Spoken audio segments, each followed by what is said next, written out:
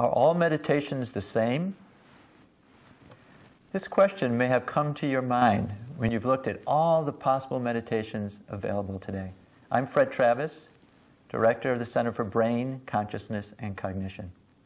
Fortunately, brain patterns can help us distinguish different meditation practices. Different meditation practices range from requiring lots of energy, focus, controlling the mind, to being completely effortless, leading to an expanded, universal inner experience. What we'll look at first is brain activity during Tibetan Buddhist meditation. It's a form of concentration. Here's a brain looking to the left. The brain stem here brings up all experiences up to the brain. The thalamus sits on the top of the brain stem and acts as a gate controlling everything which comes up to the brain.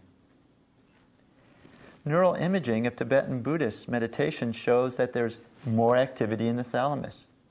You're ramping up brain activity to support the focused meditation practice. You also see more activity in the front of the brain. The frontal area is keeping you focused and keeping you actively thinking and evaluating experience. And they report less experience in the back of the brain. This is where you create concrete pictures of what you see. Concentration meditations, you're using part of your mind to control another part. And this is what you see in this slide. You see the frontal areas are very active, trying to control the content of what's in the back of the brain. In the next slide, we'll see that the electrical activity of this experience of Tibetan Buddhism involves very, very fast activity called gamma. You see it up at the top, above the brain. This is what you see whenever you're focusing. Now, the opposite of effortful focusing is effortless transcending. This is what we see during practice of the Transcendental meditation technique. During TM, you learn how to turn your attention within, to take the attention from the active thinking level of the mind to the silent source of alertness, of creativity, which supports all activity.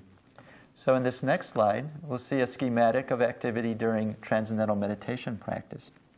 What neural imaging shows is during TM practice, the thalamus is less active.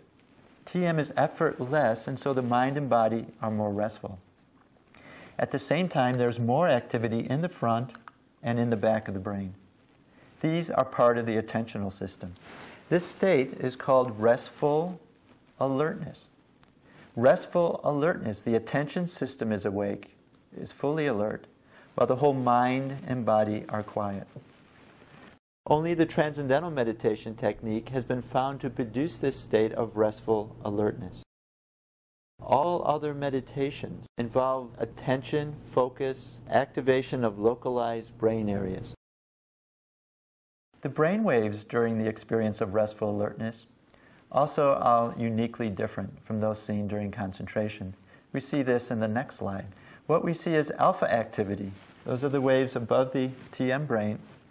And this is a signature of the brain when you're rested and awake. Also, this alpha activity is more coherent, more integrated, especially in the frontal areas of the brain. In summary, we see that meditations differ in what you do during the practice and in their effects on the brain, which will lead to different benefits after meditation. What we see is a state of restful alertness gained during TM practice becomes part of your daily life. It means you're more calm, you're more silent inside, you're more alert, so you can handle anything which life throws your way.